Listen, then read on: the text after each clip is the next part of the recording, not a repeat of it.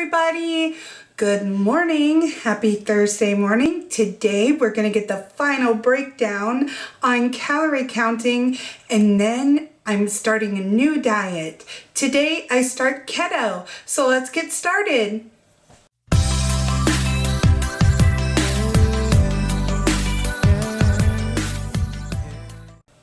Okay, so as you know, for the past 6 days, unless you haven't stopped in here at JanieRock Tries Diets before, for the past 6 days I've been counting calories with varying levels of success, and this is just the first of 52 diets that I'm going to be trying over the next year to try and determine what way of eating will be most successful for people who've been heavy their whole lives, just like me. So we have our judging criteria here in my much beloved, my much ballyhooed Inside Out notebook. And we're going to get right down to brass tacks. So I lost 4 pounds net total over the course of the diet. So I started out at 322 and lost 6 pounds overnight.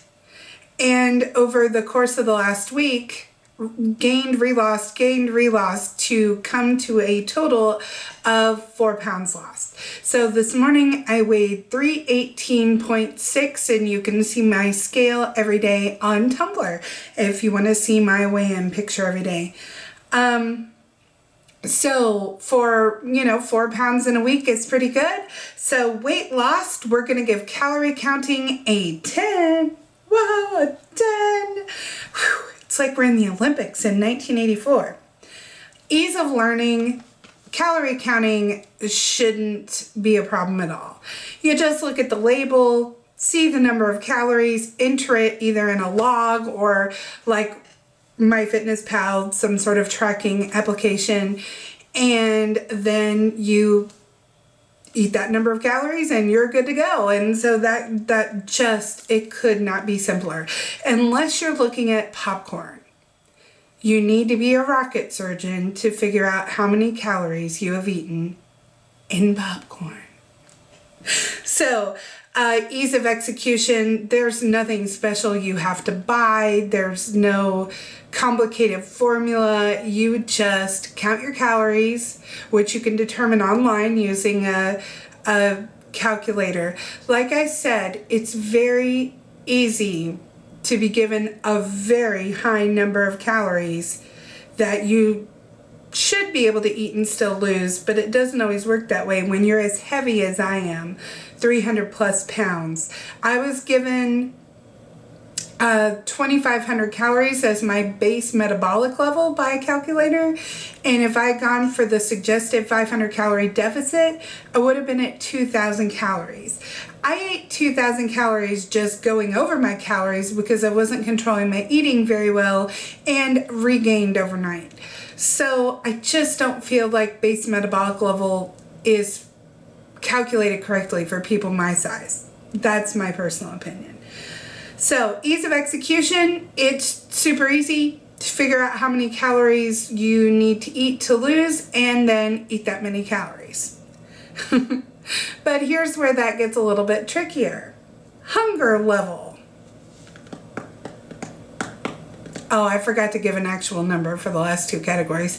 We're going to give a 10 for ease of learning and a 10 for ease of execution. How about that? So far, calorie counting's coming up a lot better than I thought it was. Hunger level, we're giving this a negative 14. No, I can't do that. That wouldn't be fair. I'm going to give it a 2 or 3. I'll say 3. I was hungry all the time. I was hungry mid-morning, mid-afternoon, late in the evening, even still hungry after I had a good snack of 100 calories or so. So I feel like when I'm given a wide array of foods to pick from, all the foods in the rainbow, and they tell you just don't eat too much, I feel like I'm just starving all the time and can't stop thinking about food. And that is a big deal to me because part of being heavy your whole life is just that, figuring out what food is going to trigger you to want to crave food all the time. Long-term potential, I'm going to give this a 4. I would give it bang on a 5, but I feel like what determines long-term potential for me is whether or not I can stick to it long-term and be successful. I could technically do this forever and keep cheating my calories all the time and feeling like a complete failure and just wondering why it's not working out for me. But ultimately, I'm going to see no success if I'm starving all the time and frustrated that I don't feel like I can stay within my calories and feel satisfied and not like I need to binge eat all the time. So I feel like in terms of doability, it's the most doable diet, but not realistically, because it's just going to lead to a life of frustration.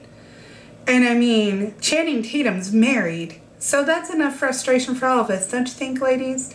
I really don't have a topical reference for you men. I mean, Megan Fox is getting a divorce, so she's still out there on the prowl.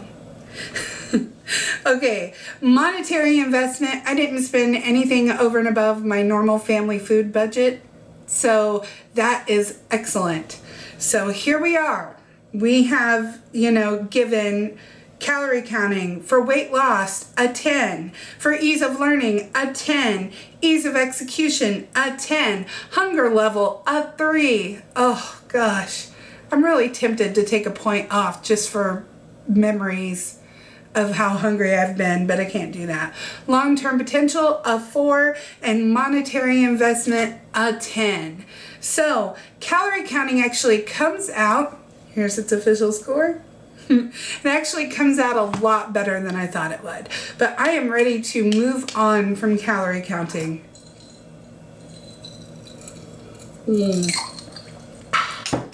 Here's where things get complicated.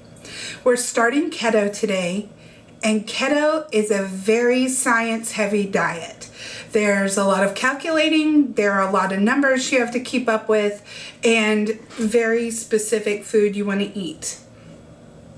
It is a high-fat, moderate protein, fiber-rich diet that controls your fat burning in a different way than just limiting your number of calories. You are going to have a set number of calories if you try this diet, and you are going to have a set amount of fiber that you need to take in and a specific protein number that you need to hit. And I'm going to provide you with a link to a good calculator in the description box so you can get started with that. So the idea behind a ketogenic diet is to cause your body to burn fat for energy by putting you into a state called ketosis instead of burning glucose for fuel, which is the basis of most weight loss science. They tell you that you only burn sugar for fuel, but that can not be the case at times. If you go into ketosis, then you become sort of a fat burning engine. This is the theory behind a ketogenic diet. This diet is a medical diet that was created for children who have a seizure disorder, and it definitely worked for seizures. So what we're going to do is we're going to use this diet for weight loss. And there are lots of people out there in internet land who are using this diet for weight loss. I mentioned the other day that there's a prolific Reddit community, and they're out there getting great results. And I think it speaks to the science geek in all of us to see a different method of dieting and weight loss and fat loss and controlling hunger, which is my biggest objective, is to control hunger. So in terms of equipment, what you'll need for keto, you'll need a fitness tracker sort of program. Again, I use myfitnesspal, and I've already changed all of my nutrients in myfitnesspal. So we're going to be tracking calories and carbohydrates. Net carbs are very important. We're going to subtract, our fiber from our carbohydrates to come up with net carbs. And we are going to use keto sticks, which you can get at any pharmacy, to see if we're in ketosis. It should take 2 or 3 days to get your body into ketosis, where you're then burning fat for fuel. And once you achieve that, you should achieve weight loss. So I'm having success so far my first day. It is lunchtime here, and I'm honestly just now starting to feel hungry. When I was counting calories, I was about ready to, choke my grandma. My grandmothers are all dead. I wouldn't really choke my grandma, but I was about ready to choke my grandma to get, some sort of snack. But today I'm cool. I had eggs and sausage and a little bit of cheese on my eggs, and a little bit of salsa with my eggs. Oh my gosh, this awesome lady at my son's preschool, I was at a potluck last night, and she gave me a huge Tupperware bowl of salsa, and I'm so excited about this. So thank you, Sharon. I really appreciate the gift, and I'm totally gonna eat it all. So you guys are gonna see on my MyFitnessPal logs very creative ways to use salsa in keto. So I don't know, I'm not sure what I'm gonna have for lunch yet, but it may very well be tuna and salsa. So delicious. So what we need to do for keto, if you're dieting along with me, is get some protein rich food, some, good cuts of meat in the house, get a lot of green leafy veggies in the house, which is hard for me because I only like broccoli and green beans. And I think I've been over this before. Get some of that stuff in the house. And I'm also going to link you to a good description of the diet, why it works and how it works, down in the description box. And also you can go over to my MyFitnessPal community, where, again, the group link is down in the description box. And you guys can ask me questions. I don't expect that you guys are going to come along with me on this trip, but if you want to, it would be fun, and I have someone to kind of commiserate with when things go wrong and to celebrate with when things go well. So follow me on Twitter, which I swear I'm gonna get on top of soon. I just have had a lot going on with getting this project getting started. Get on MyFitnessPal, be my friend, join my group, and follow my scale on Tumblr. All of this is just the beginning. I can't wait to see how this goes, and thank you guys for joining me again. See you later. Bye-bye.